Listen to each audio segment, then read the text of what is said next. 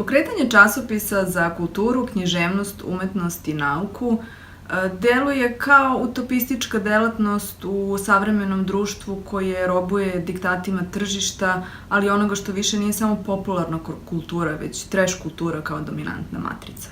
Pokretanje časopisa za kulturu, književnost, nauku i umetnost takođe deluje i kao vremenski izmeštena radnja koja kao da treba da sačeka neku novu renesansu 21. veka da bi bila relevantna.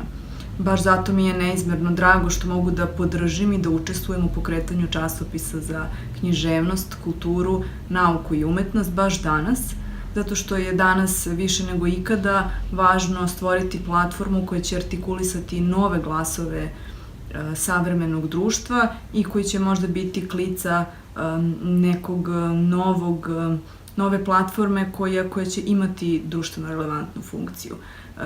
Srećan početak časopisu Zenit. Želimo da vrati u fokus sve ono što je od šireg društvenog, naučnog i umetničkog značaja. Osobno je zadovoljstvo i čast pozdraviti vas iz Hrvatskog kraljevskog grada Zadra. Počašćen sam što sam dio ekipe oko jednog izuzetnog projekta časopisa.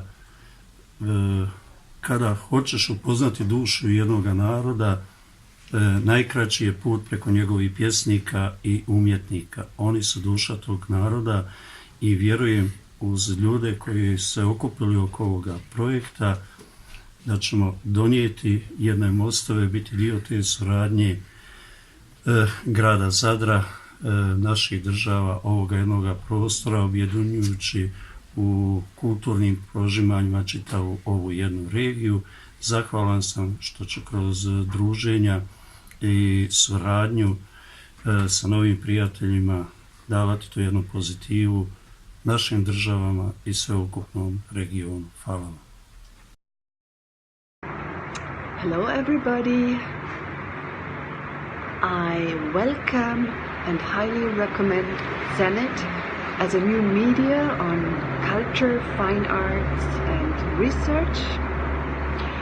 My name is Ursula Kiesling. I am a writer and illustrator born in Austria.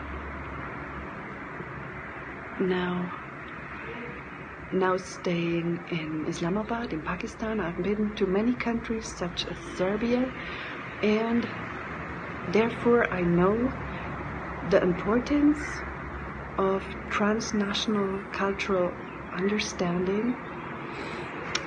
I'm happy to support Zenit, and I wish you good luck in bridging mutual understanding beyond art market and national identities.